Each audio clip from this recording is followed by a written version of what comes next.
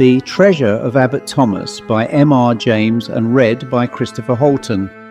Verumusque in presentem diem multa gariunt inter se canonici de abscondito. I suppose I shall have to translate this, said the antiquary to himself, as he finished copying the above lines from that rather rare and exceedingly diffuse book, the Certum Steinfeldense Norbertinum. Well, it may as well be done first as last, and accordingly the following rendering was very quickly produced.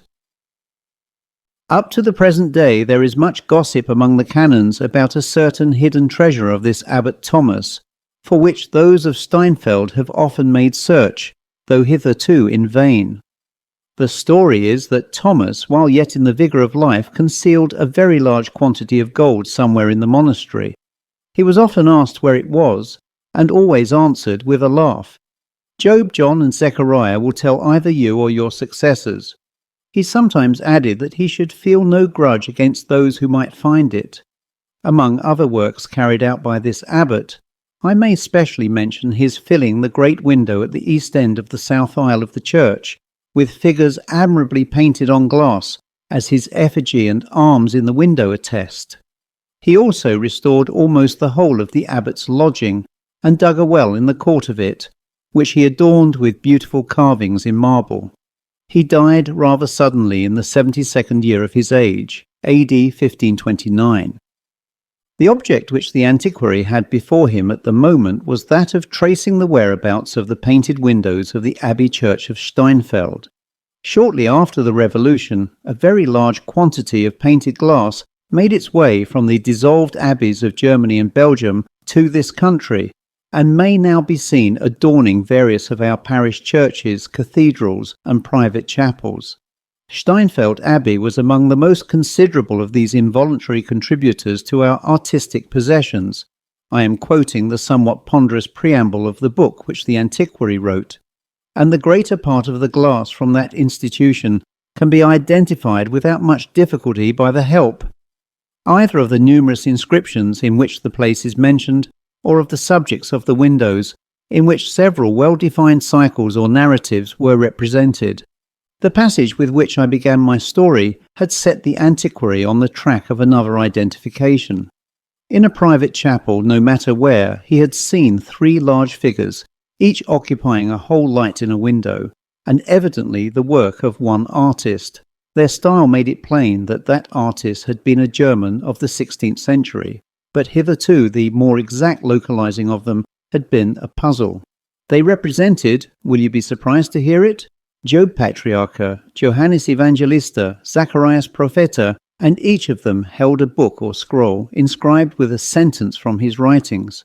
These, as a matter of course, the antiquary had noted, and had been struck by the curious way in which they differed from any text of the Vulgate that he had been able to examine. Thus the scroll in Job's hand was inscribed, Auro es locus in quo absconditur, for conflatur. On the book of John was, Habent investimentis suis scripturam quam nemo novit, for investimento scriptum, the following words being taken from another verse, and Zacharias had, Super lapidem unum septem oculi sunt, which alone of the 3 presents an unaltered text. A sad perplexity it had been to our investigator to think why these 3 personages should have been placed together in one window.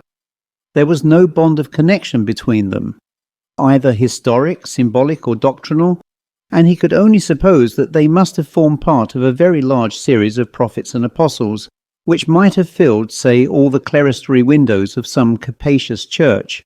But the passage from the Certum had altered the situation by showing that the names of the actual personages represented in the glass, now in Lord D's chapel, had been constantly on the lips of Abbot Thomas von Eschenhausen of Steinfeld, and that this abbot had put up a painted window, probably about the year 1520, in the south aisle of his abbey church. It was no very wild conjecture that the 3 figures might have formed part of Abbot Thomas's offering. It was one which, moreover, could probably be confirmed or set aside by another careful examination of the glass. And as Mr. Somerton was a man of leisure, he set out on pilgrimage to the private chapel with very little delay. his conjecture was confirmed to the full. Not only did the style and technique of the glass suit perfectly with the date and place required, but in another window of the chapel he found some glass, known to have been bought along with the figures, which contained the arms of Abbot Thomas von Eschenhausen. At intervals during his researches, Mr. Somerton had been haunted by the recollection of the gossip about the hidden treasure, and as he thought the matter over, it became more and more obvious to him that if the abbot meant anything by the enigmatical answer which he gave to his questioners, he must have meant that the secret was to be found somewhere in the window he had placed in the abbey church. It was undeniable, furthermore, that the first of the curiously selected texts on the scrolls in the window might be taken to have a reference to hidden treasure. Every feature, therefore, or mark which could possibly assist in elucidating the riddle which he felt sure the abbot had set to posterity, he noted with scrupulous care, and returning to his Berkshire manor house, consumed many a pint of the midnight oil over his tracings and sketches. After 2 or 3 weeks, a day came when Mr. Somerton announced to his man that he must pack his own and his master's things for a short journey abroad, whither for the moment we will not follow him. 2. Mr. Gregory, the rector of Parsbury, had strolled out before breakfast, it being a fine autumn morning, as far as the gate of his carriage drive, with intent to meet the postman and sniff the cool air. Nor was he disappointed of either purpose. Before he had had time to answer more than 10 or 11 of the miscellaneous questions propounded to him in the lightness of their hearts by his young offspring, who had accompanied him, the postman was seen approaching, and among the morning's budget was one letter bearing a foreign postmark and stamp, which became at once the objects of an eager competition among the youthful Gregorys, and was addressed in an uneducated but plainly an English hand. When the rector opened it and turned to the signature, he realized that it came from the confidential valet of his friend and squire, Mr. Somerton. Thus it ran: "Honoured Sir, as I am in a great anxiety about master I write at is wish to beg you, sir, if you could be so good as step over. Master has had a nasty shock and keeps his bed. I never have known him like this, but no wonder, and nothing will serve but you, sir. Master says would I mention the short way here is drive to Coblentz and take a trap, hoping I have made all plain, but am much confused in myself, what with anxiety and wakefulness at night. If I might be so bold, sir, it will be a pleasure to see a honest brish face among all these forrig ones. I am, sir, your obedient servant, William Brown. P.S. The village for town I will not term. It is name Steenfeld."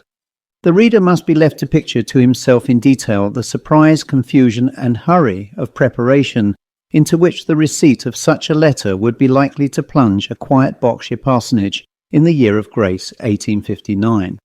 It is enough for me to say that a train to town was caught in the course of the day, and that Mr. Gregory was able to secure a cabin in the Antwerp boat and a place in the Coblentz train.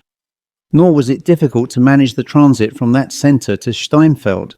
I labour under a grave disadvantage as narrator of this story, in that I have never visited Steinfeld myself, and that neither of the principal actors in the episode from whom I derive my information was able to give me anything but a vague and rather dismal idea of its appearance.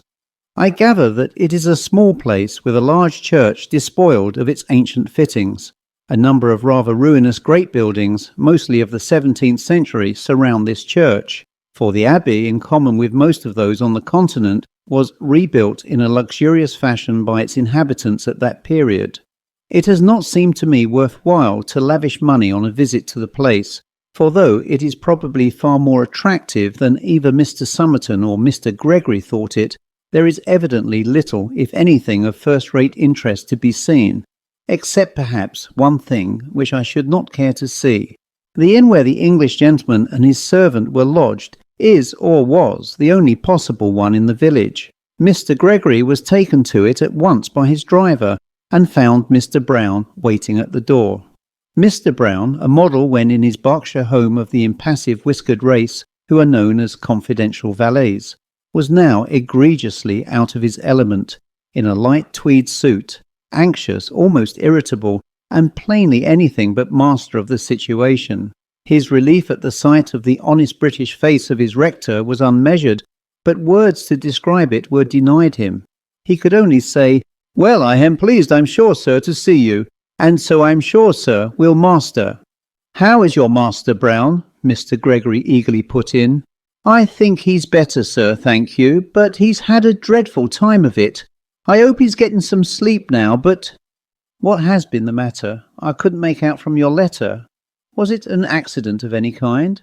"Well, sir, I hardly know whether I'd better speak about it. Master was very particular he should be the one to tell you, but there's no bones broke. That's one thing I'm sure we ought to be thankful." "What does the doctor say?" asked Mr. Gregory. They were by this time outside Mr. Somerton's bedroom door, and speaking in low tones. Mr. Gregory, who happened to be in front, was feeling for the handle, and chanced to run his fingers over the panels. Before Brown could answer, there was a terrible cry from within the room. "In God's name, who is that?" were the first words they heard. "Brown, is it?" "Yes, sir, me, sir, and Mr. Gregory," Brown hastened to answer, and there was an audible groan of relief in reply. They entered the room, which was darkened against the afternoon sun, and Mr. Gregory saw, with a shock of pity, how drawn, how damp with drops of fear, was the usually calm face of his friend, who, sitting up in the curtained bed, stretched out a shaking hand to welcome him. "Better for seeing you, my dear Gregory," was the reply to the rector's first question, and it was palpably true. After 5 minutes of conversation, Mr. Somerton was more his own man, Brown afterwards reported, than he had been for days. He was able to eat a more than respectable dinner, and talk confidently of being fit to stand a journey to Koblenz within 24 hours. "But there's one thing," he said with a return of agitation which Mr. Gregory did not like to see, "which I must beg you to do for me, my dear Gregory. Don't," he went on, laying his hand on Gregory's to forestall any interruption. "Don't ask me what it is or why I want it done. I'm not up to explaining it yet. It would throw me back, undo all the good you have done me by coming.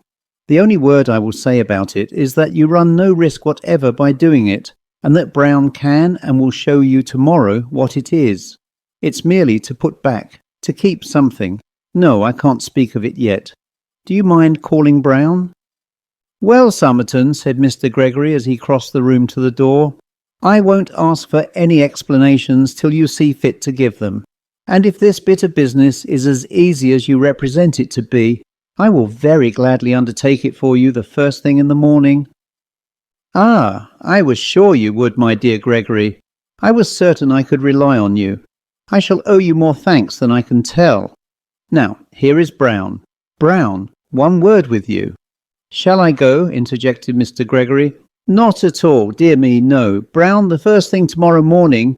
You don't mind early hours, I know, Gregory. You must take the rector to there, you know." A nod from Brown, who looked grave and anxious. "And he and you will put that back. You needn't be in the least alarmed. It's perfectly safe in the daytime. You know what I mean. It lies on the step, you know, where we put it." Brown swallowed dryly once or twice, and, failing to speak, bowed. "And yes, that's all. Only this one other word, my dear Gregory. If you can manage to keep from questioning Brown about this matter, I shall be still more bound to you. Tomorrow evening at latest, if all goes well, I shall be able, I believe, to tell you the whole story from start to finish. And now I'll wish you good night. Brown will be with me. He sleeps here. And if I were you, I should lock my door. Yes, be particular to do that. They like it, the people here, and it's better. Good night, good night." They parted upon this, and if Mr. Gregory woke once or twice in the small hours and fancied he heard a fumbling about the lower part of his locked door, it was perhaps no more than what a quiet man, suddenly plunged into a strange bed and the heart of a mystery, might reasonably expect. Certainly he thought to the end of his days that he had heard such a sound twice or three times between midnight and dawn. He was up with the sun and out in company with Brown soon after. Perplexing as was the service he had been asked to perform for Mr. Somerton, it was not a difficult or an alarming one, and within half an hour from his leaving the inn it was over. What it was I shall not as yet divulge. Later in the morning Mr. Somerton, now almost himself again, was able to make a start from Steinfeld, and that same evening, whether at Koblenz or at some intermediate stage on the journey, I am not certain, he settled down to the promised explanation. Brown was present, but how much of the matter was ever really made plain to his comprehension he would never say, and I am unable to conjecture. 3. This was Mr. Somerton's story. You know roughly, both of you, that this expedition of mine was undertaken with the object of tracing something in connection with some old painted glass in Lord D.'s private chapel. Well, the starting point of the whole matter lies in this passage from an old printed book, to which I will ask your attention. And at this point Mr. Somerton went carefully over some ground with which we are already familiar. On my second visit to the chapel, he went on, my purpose was to take every note I could of figures, lettering, diamond scratchings on the glass, and even apparently accidental markings. The first point which I tackled was that of the inscribed scrolls. I could not doubt that the first of these, that of Job, there is a place for the gold where it is hidden, with its intentional alteration, must refer to the treasure, so I applied myself with some confidence to the next, that of St. John. They have on their vestures a writing which no man knoweth. The natural question will have occurred to you. Was there an inscription on the robes of the figures? I could see none. Each of the three had a broad black border to his mantle, which made a conspicuous and rather ugly feature in the window. I was nonplussed, I will own, and but for a curious bit of luck, I think I should have left the search where the canons of Steinfeld had left it before me. But it so happened that there was a good deal of dust on the surface of the glass, and Lord D, happening to come in, noticed my blackened hands, and kindly insisted on sending for a Turk's head broom to clean down the window. There must, I suppose, have been a rough piece in the broom. Anyhow, as it passed over the border of one of the mantles, I noticed that it left a long scratch, and that some yellow stain instantly showed up. I asked the man to stop his work for a moment and ran up the ladder to examine the place. The yellow stain was there, sure enough, and what had come away was a thick black pigment which had evidently been laid on with the brush after the glass had been burnt, and could therefore be easily scraped off without doing any harm. I scraped accordingly, and you will hardly believe, no, I do you an injustice, you will have guessed already, that I found under this black pigment 2 or 3 clearly formed capital letters in yellow stain on a clear ground. Of course, I could hardly contain my delight. I told Lord D that I had detected an inscription which I thought might be very interesting, and begged to be allowed to uncover the whole of it. He made no difficulty about it whatever, told me to do exactly as I pleased, and then, having an engagement, was obliged, rather to my relief I must say, to leave me. I set to work at once and found the task a fairly easy one. The pigment, disintegrated of course by time, came off almost at a touch, and I don't think that it took me a couple of hours all told to clean the whole of the black borders in all 3 lights. Each of the figures had, as the inscription said, a writing on their vestures which nobody knew, and this discovery of course made it absolutely certain to my mind that I was on the right track. And now, what was the inscription? While I was cleaning the glass, I almost took pains not to read the lettering, saving up the treat until I had got the whole thing clear. And when that was done, my dear Gregory, I assure you I could almost have cried from sheer disappointment. What I read was only the most hopeless jumble of letters that was ever shaken up in a hat. Blank as I felt and must have looked for the first few minutes, my disappointment didn't last long. I realized almost at once that I was dealing with a cipher or cryptogram, and I reflected that it was likely to be of a pretty simple kind, considering its early date. So I copied the letters with the most anxious care. Another little point, I may tell you, turned up in the process which confirmed my belief in the cipher. After copying the letters on Job's robe, I counted them to make sure that I had them right. There were 38. And just as I finished going through them, my eye fell on a scratching made with a sharp point on the edge of the border. It was simply the number 38 in Roman numerals. To cut the matter short, there was a similar note, as I may call it, in each of the other lights, and that made it plain to me that the glass painter had had very strict orders from Abbot Thomas about the inscription and had taken pains to get it correct. Well, after that discovery, you may imagine how minutely I went over the whole surface of the glass in search of further light. Of course, I did not neglect the inscription on the scroll of Zechariah.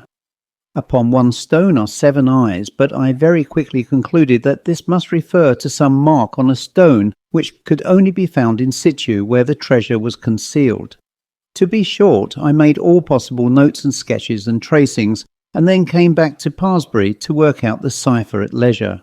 Oh, the agonies I went through! I thought myself very clever at first, for I made sure that the key would be found in some of the old books on secret writing. The Steganographia of Joachim Trithemius, who was an earlier contemporary of Abbot Thomas, seemed particularly promising, so I got that, and Selenius's Cryptographia and Bacon de Augmentis Scientiarum and some more, but I could hit upon nothing. Then I tried the principle of the most frequent letter, taking first Latin and then German as a basis. That didn't help either. Whether it ought to have done so, I am not clear. And then I came back to the window itself and read over my notes, hoping almost against hope that the abbot might himself have somewhere supplied the key I wanted. I could make nothing out of the colour or pattern of the robes. There were no landscape backgrounds with subsidiary objects. There was nothing in the canopies. The only resource possible seemed to be in the attitudes of the figures. Job, I read, scroll in left hand, forefinger of right hand extended upwards. John holds inscribed book in left hand, with right hand blesses with 2 fingers. Zechariah, scroll in left hand, right hand extended upwards as Job, but with 3 fingers pointing up. In other words, I reflected, Job has 1 finger extended, John has 2, Zechariah has 3. May not there be a numeral key concealed in that? My dear Gregory, said Mr. Somerton, laying his hand on his friend's knee, that was the key. I didn't get it to fit at first, but after 2 or 3 trials I saw what was meant. After the first letter of the inscription you skip 1 letter, after the next you skip 2, and after that skip 3. Now look at the result I got. I've underlined the letters which form words. Do you see it? Decem milia auri reposita sunt in puteo inat. 10,000 pieces of gold are laid up in a well in, followed by an incomplete word beginning at. So far so good. I tried the same plan with the remaining letters, but it wouldn't work, and I fancied that perhaps the placing of dots after the 3 last letters might indicate some difference of procedure. Then I thought to myself, wasn't there some allusion to a well in the account of Abbot Thomas in that book, the Certum? Yes, there was. He built a puteus in atrio, a well in the court. There, of course, was my word, atrio. The next step was to copy out the remaining letter of the inscription, omitting those I had already used. That gave what you will see on this slip. Now I knew what the 3 first letters I wanted were, namely Rio to complete the word atrio, and as you will see, these are all to be found in the first 5 letters. I was a little confused at first by the occurrence of 2 eyes, but very soon I saw that every alternate letter must be taken in the remainder of the inscription. You can work it out for yourself. The result, continuing where the first round left off, is this. Rio domus abbatialis de Steinfelde mei Thoma, qui possui custodem superea, gara kila tush. So the whole secret was out. 10,000 pieces of gold are laid up in the well in the court of the abbot's house of Steinfeld by me, Thomas, who have set a guardian over them. Gera kila tush. The last words I ought to say are a device which Abbot Thomas had adopted. I found it with his arms in another piece of glass at Lord D's, and he drafted it bodily into his cipher, though it doesn't quite fit in point of grammar. Well, what would any human being have been tempted to do, my dear Gregory, in my place? Could he have helped setting off, as I did, to Steinfeld and tracing the secret literally to the fountainhead? I don't believe he could. Anyhow, I couldn't, and as I needn't tell you, I found myself at Steinfeld as soon as the resources of civilization could put me there, and installed myself in the inn you saw. I must tell you that I was not altogether free from forebodings, on one hand of disappointment, on the other of danger. There was always the possibility that Abbot Thomas's well might have been wholly obliterated, or else that someone, ignorant of cryptograms, and guided only by luck, might have stumbled on the treasure before me. And then, there was a very perceptible shaking of the voice here. I was not entirely easy, I need not mind confessing, as to the meaning of the words about the guardian of the treasure. But if you don't mind, I'll say no more about that until it becomes necessary. At the first possible opportunity, Brown and I began exploring the place. I had naturally represented myself as being interested in the remains of the abbey, and we could not avoid paying a visit to the church, impatient as I was to be elsewhere.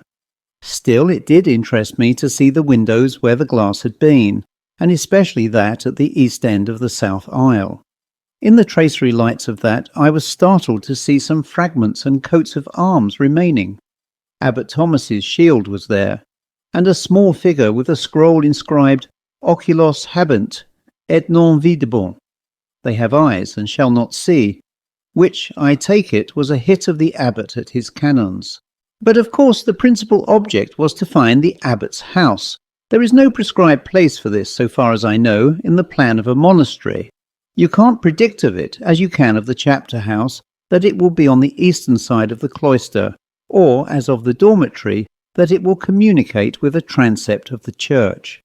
I felt that if I asked many questions I might awaken lingering memories of the treasure, and I thought it best to try first to discover it for myself.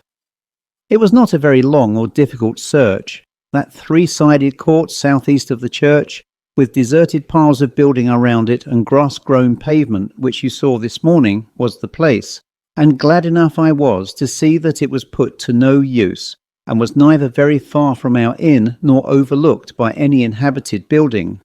There were only orchards and paddocks on the slopes east of the church. I can tell you that fine stone glowed wonderfully in the rather watery yellow sunset that we had on the Tuesday afternoon. Next, what about the well? There was not much doubt about that, as you can testify.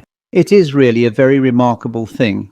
That curb is, I think, of Italian marble, and the carving I thought must be Italian also. There were reliefs, you will perhaps remember, of Eliza and Rebecca, and of Jacob opening the well for Rachel, and similar subjects. But by way of disarming suspicion, I suppose, the abbot had carefully abstained from any of his cynical and elusive inscriptions. I examined the whole structure with the keenest interest, of course. A square well-head with an opening in one side, an arch over it with a wheel for the rope to pass over, evidently in very good condition still, for it had been used within 60 years, or perhaps even later, though not quite recently. Then there was the question of depth and access to the interior. I suppose the depth was about 60 to 70 feet, and as to the other point, it really seemed as if the abbot had wished to lead searchers up to the very door of his treasure house, for as you tested for yourself, there were big blocks of stone bonded into the masonry and leading down in a regular staircase round and round the inside of the well. It seemed almost too good to be true. I wondered if there was a trap, if the stones were so contrived as to tip over when a weight was placed on them. But I tried a good many with my own weight and with my stick, and all seemed and actually were perfectly firm. Of course, I resolved that Brown and I would make an experiment that very night.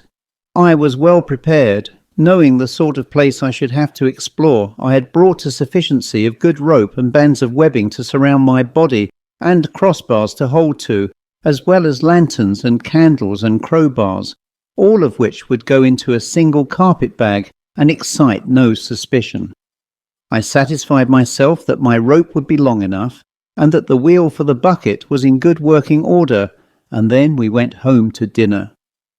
I had a little cautious conversation with the landlord and made out that he would not be overmuch surprised if I went out for a stroll with my man about 9 o'clock to make, heaven forgive me, a sketch of the abbey by moonlight. I asked no questions about the well and am not likely to do so now. I fancy I know as much about it as anyone in Steinfeld, at least with a strong shudder. I don't want to know any more. Now we come to the crisis, and though I hate to think of it, I feel sure, Gregory, that it will be better for me in all ways to recall it just as it happened. We started, Brown and I, at about 9 with our bag and attracted no attention, for we managed to slip out at the hinder end of the inn-yard into an alley which brought us quite to the edge of the village. In 5 minutes we were at the well, and for some little time we sat on the edge of the wellhead to make sure that no one was stirring or spying on us. All we heard was some horses cropping grass out of sight farther down the eastern slope. We were perfectly unobserved, and had plenty of light from the gorgeous full moon to allow us to get the rope properly fitted over the wheel. Then I secured the band around my body beneath the arms. We attached the end of the rope very securely to a ring in the stonework. Brown took the lighted lantern and followed me. I had a crowbar. And so we began to descend cautiously, feeling every step before we set foot on it, and scanning the walls in search of any marked stone. Half aloud I counted the steps as we went down, and we got as far as the 38th before I noted anything at all irregular in the surface of the masonry. Even here there was no mark, and I began to feel very blank, and to wonder if the abbot's cryptogram could possibly be an elaborate hoax. At the 49th step the staircase ceased.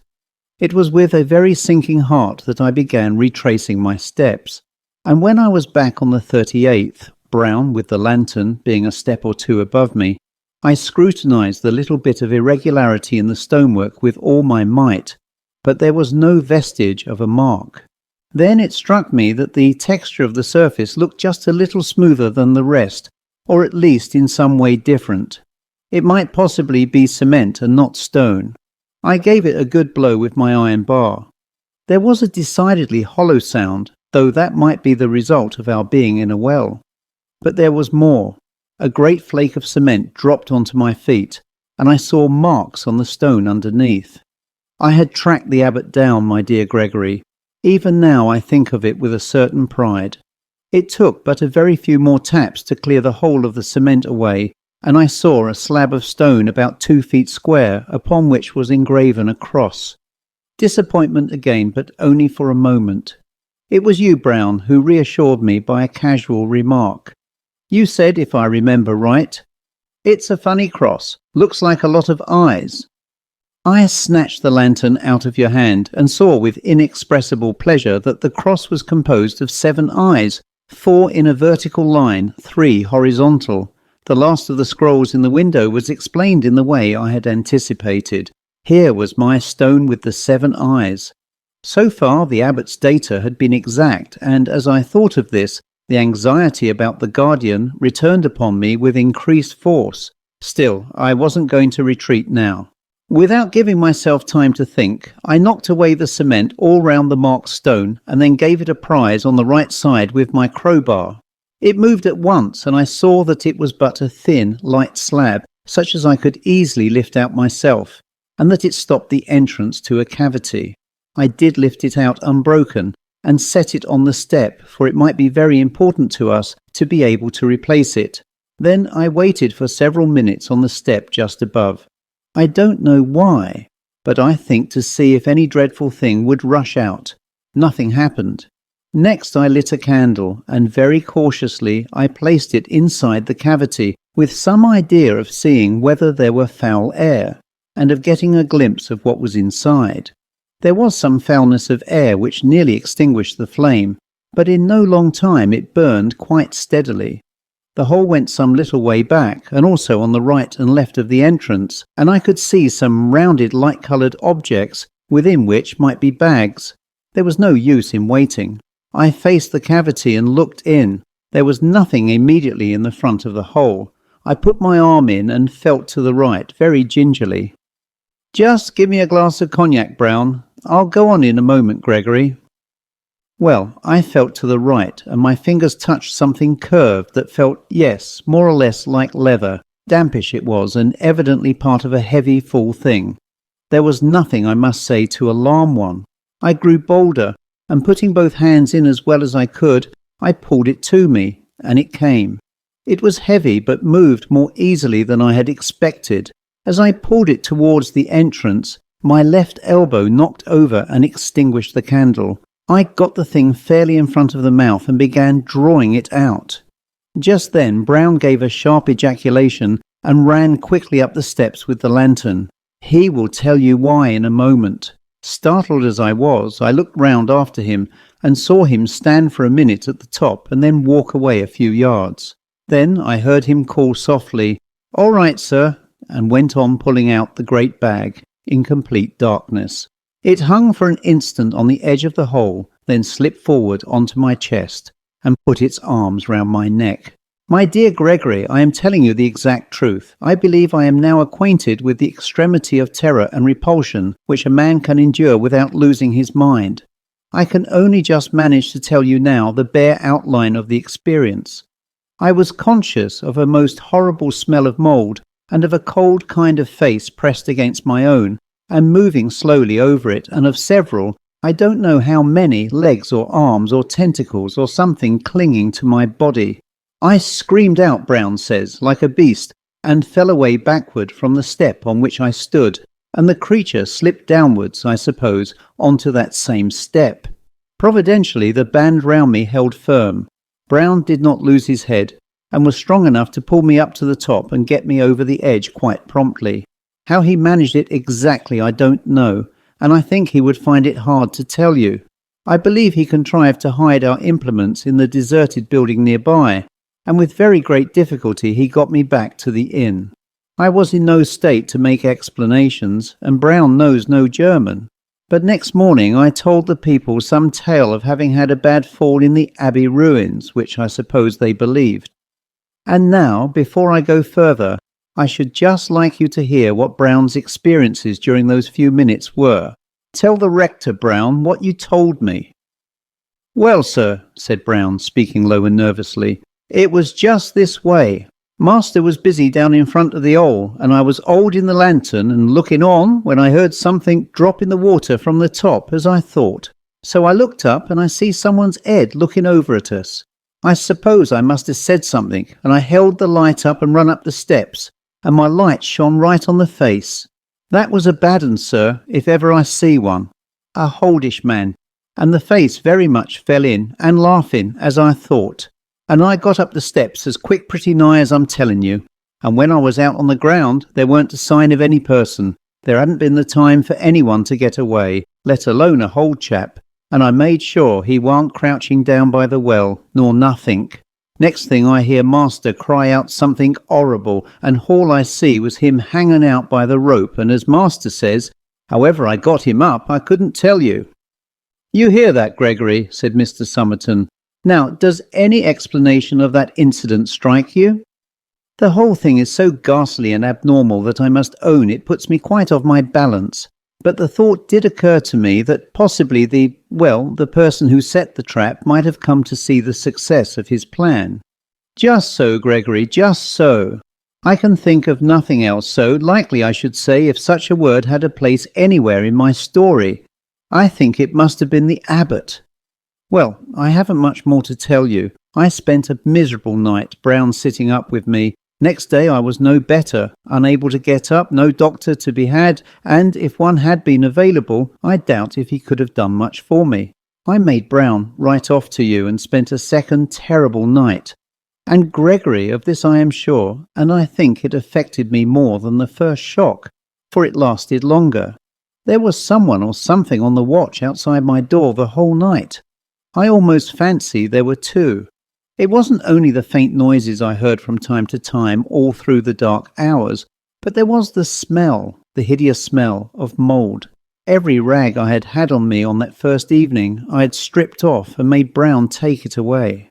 I believe he stuffed the things into the stove in his room, and yet the smell was there, as intense as it had been in the well. And what is more, it came from outside the door. But with the first glimmer of dawn it faded out, and the sound ceased too, and that convinced me that the thing or things were creatures of darkness, and could not stand the daylight, and so I was sure that if anyone could put back the stone, it or they would be powerless until someone else took it away again. I had to wait until you came to get that done. Of course, I couldn't send Brown to do it by himself, and still less could I tell anyone who belonged to the place. Well, there is my story, and if you don't believe it, I can't help it, but I think you do. Indeed, said Mr. Gregory, I can find no alternative. I must believe it. I saw the whelp on the stone myself, and had a glimpse, I thought, of the bags or something else in the hole. And to be plain with you, Somerton, I believe my door was watched last night too. I dare say it was, Gregory, but thank goodness that is over. Have you, by the way, anything to tell about your visit to that dreadful place? Very little, was the answer. Brown and I managed easily enough to get the slab into its place, and he fixed it very firmly with the irons and wedges you had desired him to get, and we contrived to smear the surface with mud so that it looks just like the rest of the wall. One thing I did notice in the carving on the wellhead, which I think must have escaped you. It was a horrid, grotesque shape, perhaps more like a toad than anything else, and there was a label by it inscribed with the two words, Depositum Custodi. Keep the deposit. The end.